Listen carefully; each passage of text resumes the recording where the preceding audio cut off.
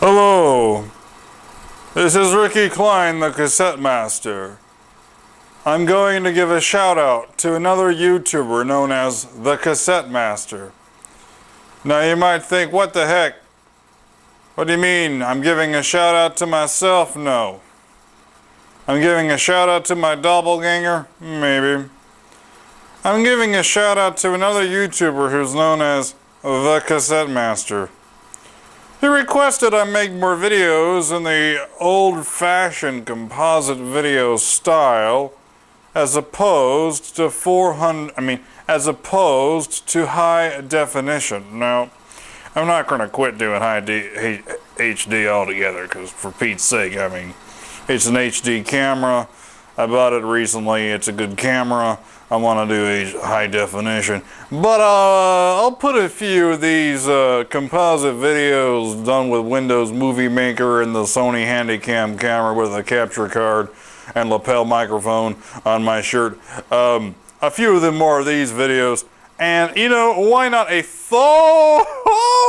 hello, okay. Wasn't expecting that. Oh, we don't want any of that.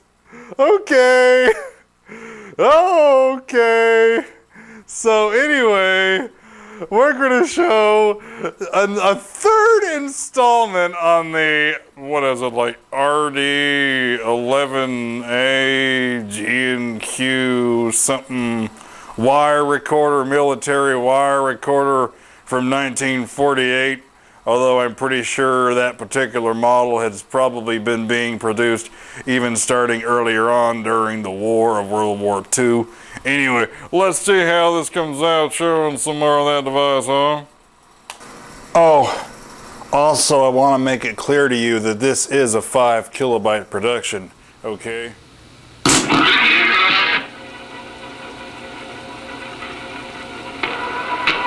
Hello. Hello, the level is set all the way up. I am speaking at arm's length distance from this wire recorder with the level set all the way up and speaking up close.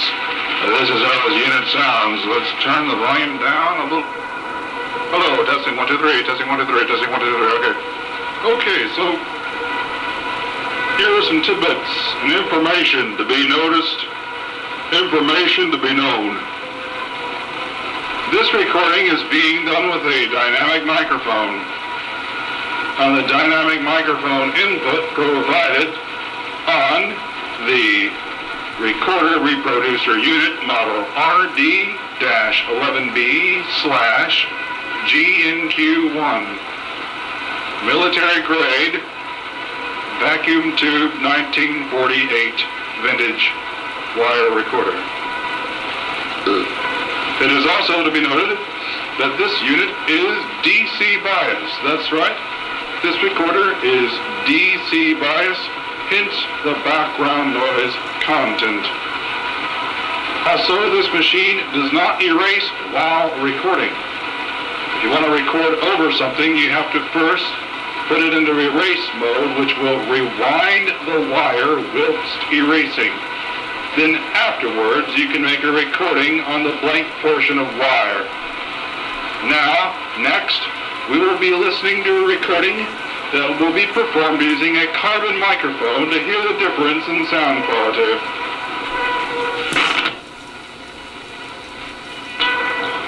Listen there. Listen up.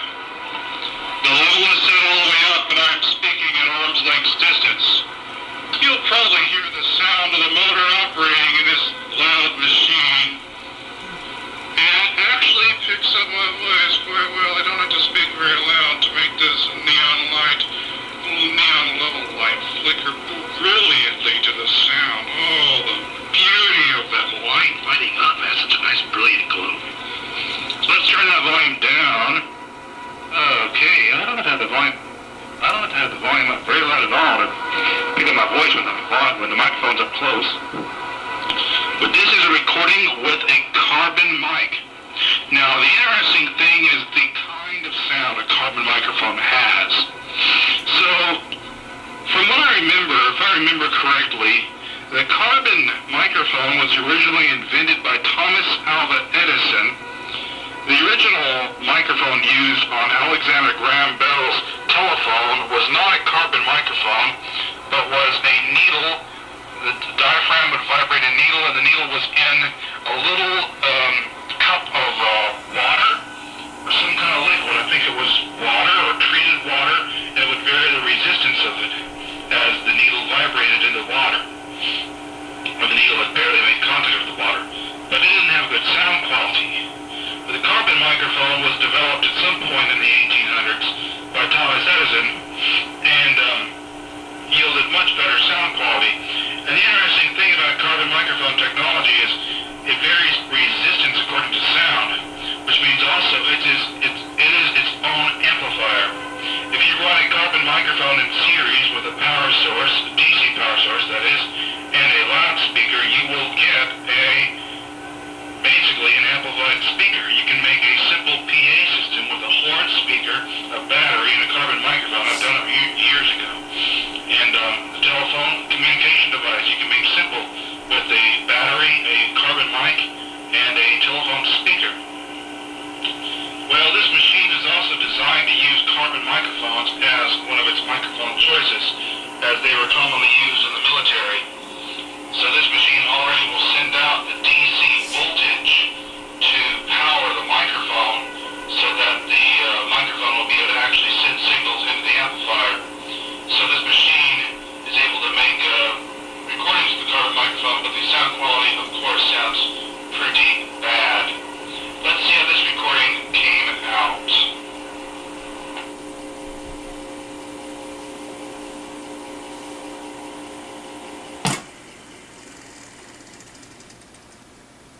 Clearly, this is a very interesting device.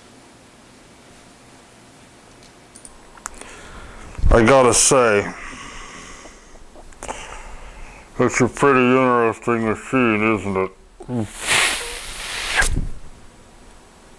That's a pretty interesting machine. So you could hear a clear difference in the sound qualities between a dynamic microphone and a carbon microphone on that wire recorder. What if I use a condenser microphone on it? Let's see how that sounds, shall we? I'm making a recording here now. You can see the light flicker to the sound. I'm using a condenser microphone clipped to my shirt, the very same lapel mic that I was using earlier in the video, but right now my voice is being picked up on the camera by the built-in microphone of the camera. But we'll go back to the lapel shortly when I play it back from the wire recorder. Okay, so let's play back.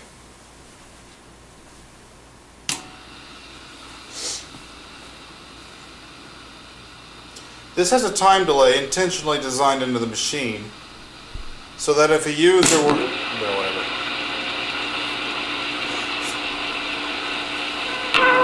Hello there. Level set all the way up right now, and I'm using a condenser microphone to make this recording. Testing 1, 2, 3. Hello. So let's turn that volume down, shall we? Okay, so the volume I really don't have to have the level all that on high. It'd be nice if there was a full-blown level meter instead of just a flickering light, but anyway. Flickering light it is. So anyway, this is to see. I never used a condenser microphone with this machine before, so this is a curiosity. I'm making a recording here now. You can see the light flicker to the sound. I'm using a condenser microphone clipped to my shirt, the very same lapel mic that I was using earlier in the video, but right now my voice is being picked up on the camera by the built-in microphone of the camera. But we'll go back to the lapel shortly when I play it back for the wire recorder. So anyway, that's how it sounds with the condenser microphone on the RD11B/GNQ1 recorder reproducer unit. See, when it comes to the military, they had an interesting way of naming things. So instead of saying like wire recorder or something like that, they called it a recorder reproducer unit. So So anyway, very interesting device. Military machine. Mil spec.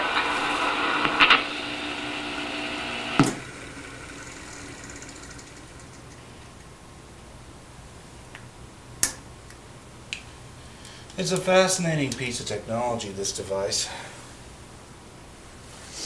And the interesting thing is, it doesn't matter what microphone you use, the recordings on this are all going to sound old-fashioned. Now, if someone were to speak on here with the mid-Atlantic accent, they'd be coming straight out of the time, I tell you.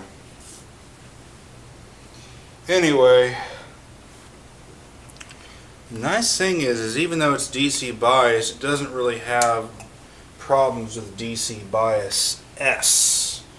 Although the background noise level is horrendous. Oh, I'm on again. Okay, so that last footage you've seen was shot in the middle of the night from Friday to Saturday. Now it's Christmas Day, and I'm messing around some more with this machine, and I'm going to be showing you another example of how it recorded music. But in the past videos I've made of this wire recorder, I have only shown music playback through a speaker. So I'm going to show some music playback through a speaker again, but also I'm going to have direct hookup to the computer so you can get a better indication of the quality, or lack thereof, that this machine has to offer. Okay, let's begin playback through the built-in speaker.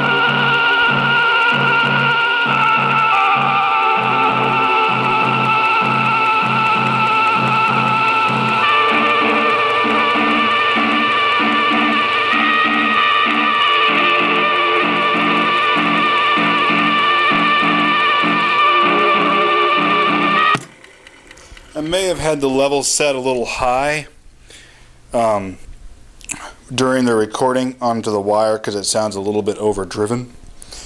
But then again, it has a flickering neon light indicator for the level as opposed to a meter, so it's not so easy to know when you're overdriving and whenever you're making a properly leveled recording.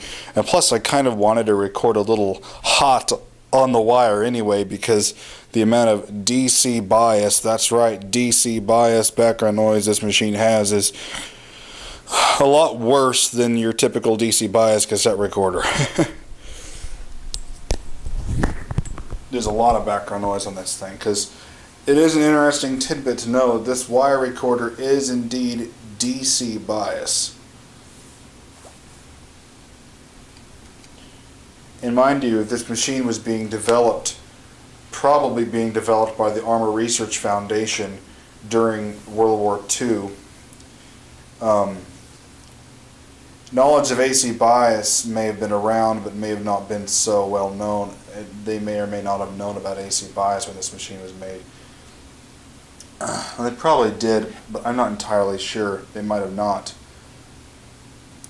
Excuse me, not when this machine was made, but designed and first came into production. I don't know when this first came into production, but I believe this particular model, at least the version that was the RD11A /G&Q1, this one's the RD11B, they'll look exactly the same. I'm not sure what the difference between the two is, but I believe this model machine came into production during World War II. This one being from 1948 would have been manufactured later, but I think the design originated from World War II time period.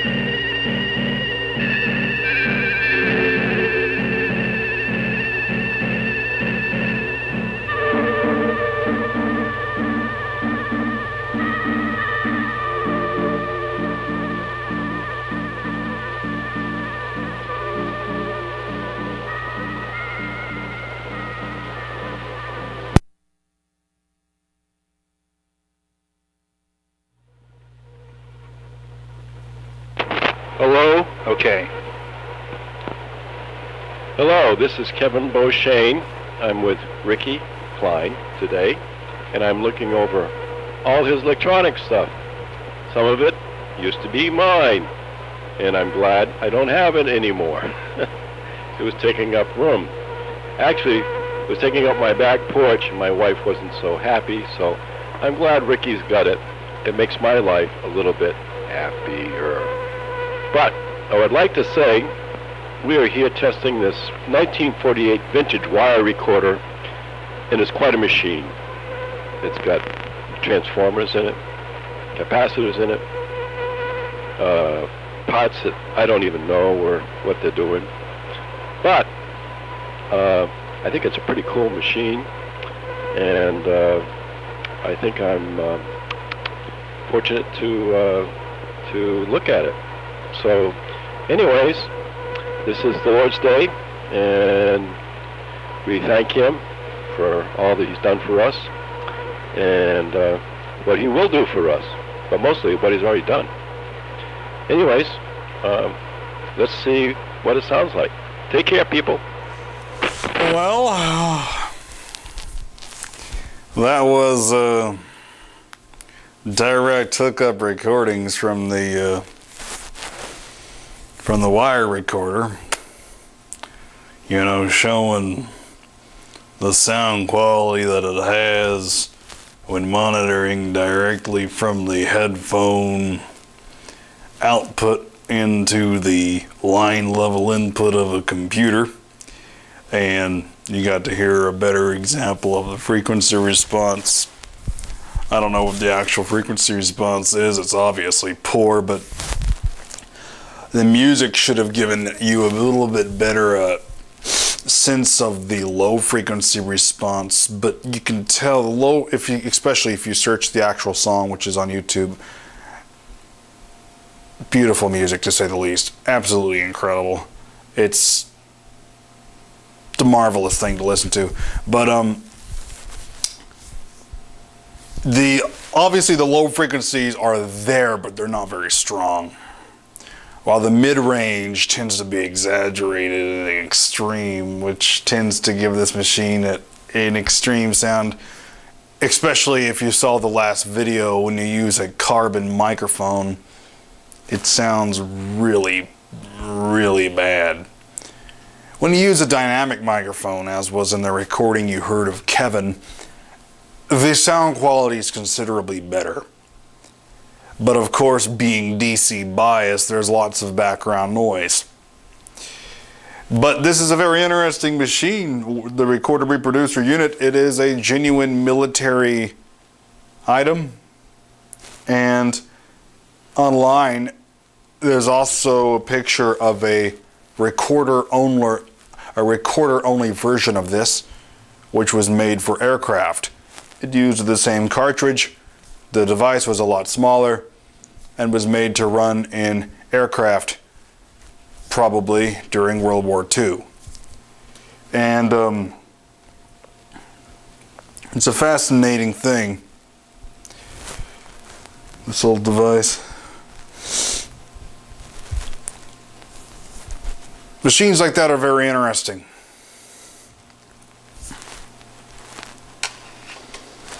Tidbit of information. There's one of the most desired machine I ever want to get for my collection would be an original telegraphone from the 1900s and 1910s.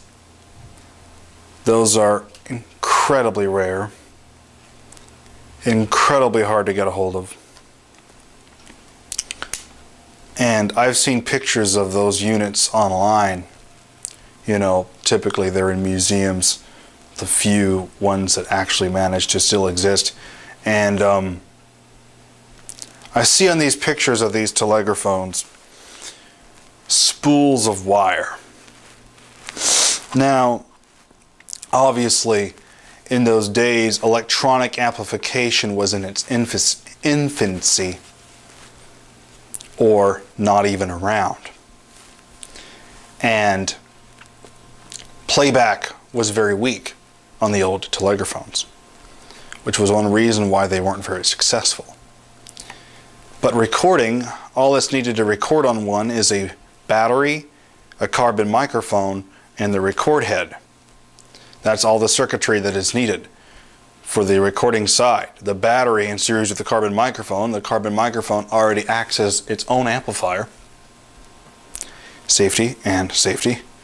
And then, since you have the battery going in series with it, not only do you have amplified audio coming to the head, but you also have a DC bias present as well, so you got biasing of the wire.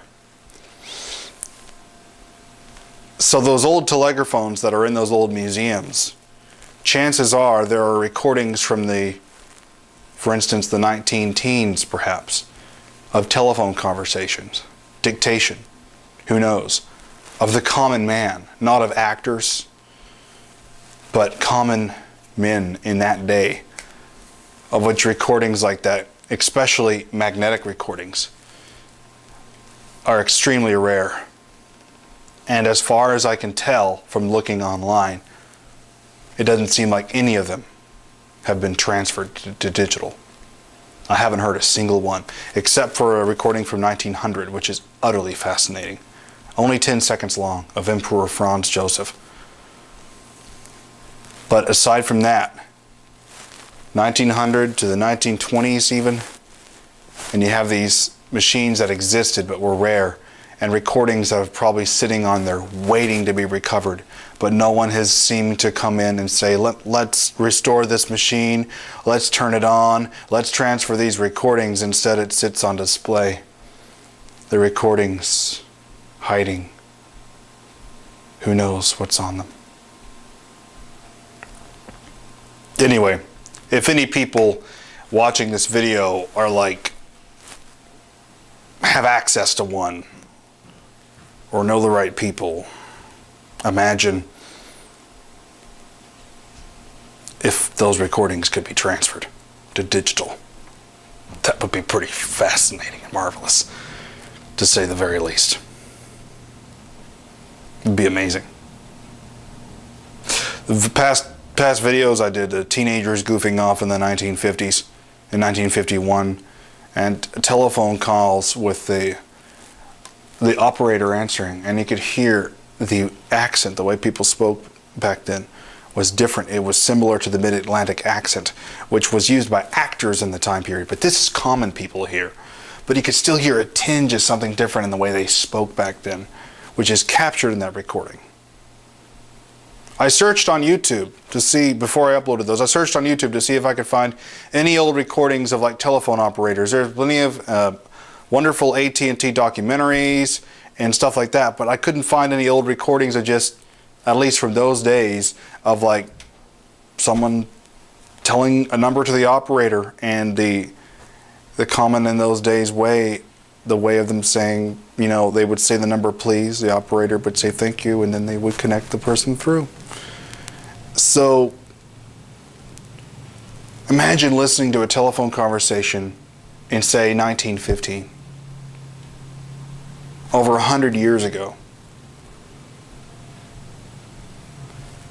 So if any people that have access to those resources, or know people with access to those resources, because I don't. I mean, maybe, you know, maybe I could find an email address, I don't know. But anyone watching this who has that access, please, please transfer those. Please, the history on those. It may not be famous figures, but recordings, early magnetic recordings like that of the common people, those are rare. They need to be able to be listened to. Itching ears. I want to hear them. And I'm sure a lot of people, if they knew, at least the people that know about the existence of that, are curious. What's on there?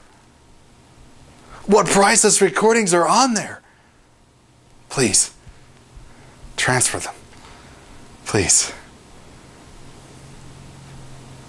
If anyone's getting rid of one, I want one for my collection, just to be completely honest. I want one of those microphones that are ridiculously bad. Anyway, hope you enjoyed this video. This is a third video of this wire recorder, done with composite video on purpose instead of high definition, because another YouTuber who calls himself TheCassettemaster, not me, but another YouTuber in the UK, suggested that, wanting to see videos shot with the composite. He wanted to see ones on Betamax and stuff too, but since I've moved to Massachusetts, most of my stuff is in Arkansas, which includes all my Betamax machines, videotapes, any of the VCRs. The only composite video equipment I have with me really is older digital cameras and this Sony Handycam and this Windows XP computer that, thanks to John Clark, JRC Studios on YouTube, I have a capture card that I can hook up the composite video from into and make these videos. And I'm purposely doing 4:3 aspect ratio. I could set this camera to widescreen,